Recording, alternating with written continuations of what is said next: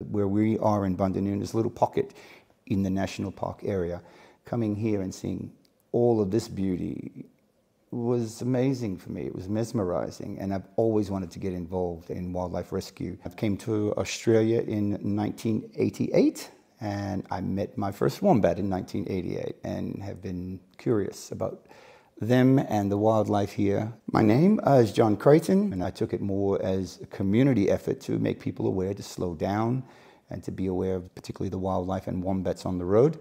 And I started putting up little signs and little notions like that to get people to slow down. Roadkill is challenging. There are ways to avert it, I think, and the awareness that comes with people driving, slower and knowing what they're doing in, let's say, wildlife areas is really important. It's not going to end it, but it could certainly lessen it. The animals are driven to those roads because the roads are put in places where they used to live and through their habitat, and that's not going to change. So the only thing we can change is our behaviors on those roads. And there are ways that we can do something about it. Avoid travel from dusk to dawn, and not everyone can do that, and I acknowledge that. And if you are going to be out there, it's about being aware of the wildlife. But really, it even comes down to driving to the conditions, driving with a focus and awareness and a caution.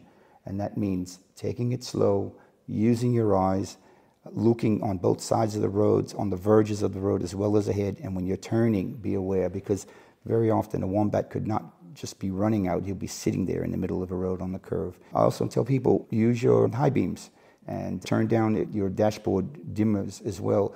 The message that we want to put out to people is, if you hit an animal, please call someone. Call someone with the proper training and equipment, and you'd be surprised often how quickly these people can come out, make a very clear message of the location, and often the receptionist will talk you through the steps of what you can do.